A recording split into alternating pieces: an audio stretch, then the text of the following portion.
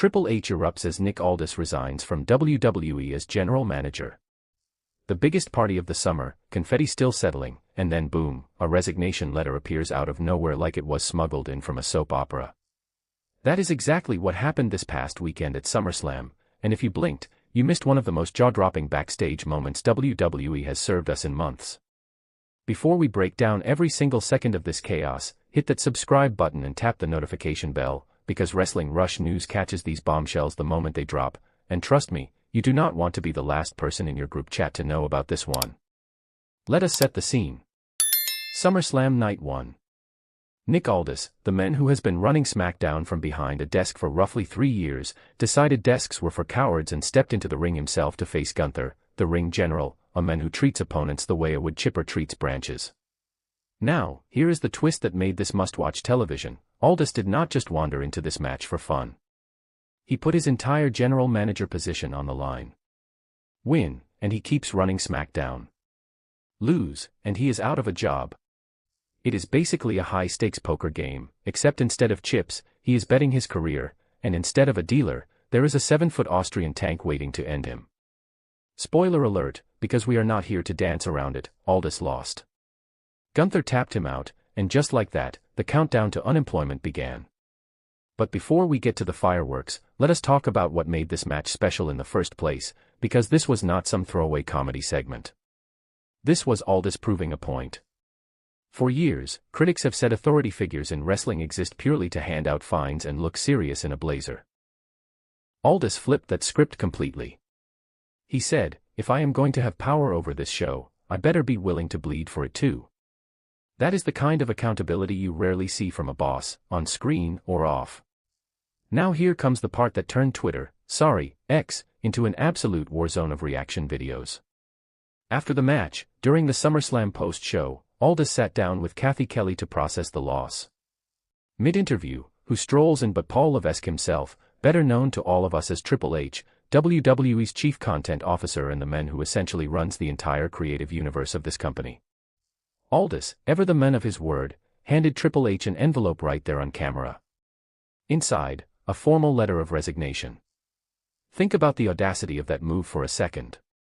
Most employees would try to quietly slide out the back door after a public loss. Aldis marched straight up to his boss and resigned to his face, live, in front of millions of viewers. That takes a level of nerve that honestly deserves its own trophy. So how did Triple H react? Did he accept it? Did he shrug and say thanks for your service? Absolutely not, and this is where the segment shifted from dramatic to downright electric. Triple H made it clear that respect was earned in that ring regardless of the final result. He acknowledged that both Aldis and Gunther had crossed lines during their feud, but praised Aldis for settling things the way things get settled in WWE, with fists, not paperwork. Then, in a moment that instantly became a highlight reel staple, Triple H physically tore that resignation letter in half right in front of Aldis and the cameras. No dramatic pause, no committee meeting, just rip, done, reinstated. Aldis remains the general manager of SmackDown, and honestly, the internet has not stopped buzzing since. Let us pause and appreciate the storytelling here, because this is where WWE quietly reminds everyone why they are still the masters of this genre. This was not just a match with a stipulation. It was a redemption arc wrapped inside a workplace drama wrapped inside a wrestling match. Think of it like a movie where the underdog does not win the final fight, but wins the respect of everyone watching anyway. That is rare in this business. Usually losing means you disappear from television for a few weeks while the company figures out what to do with you. Instead, Aldis lost the battle and somehow walked away stronger than before.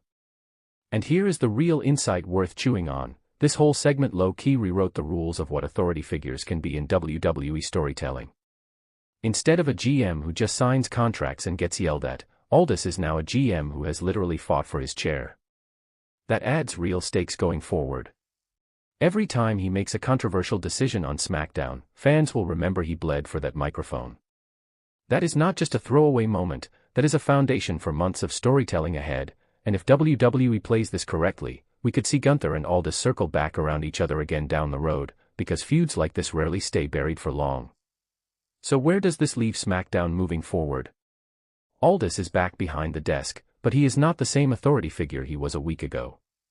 He proved something to Triple H, to Gunther, and most importantly to every fan who thought this was just another throwaway angle.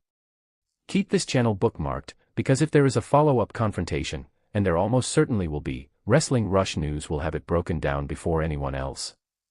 Thank you so much for watching, and we will catch you in the next one.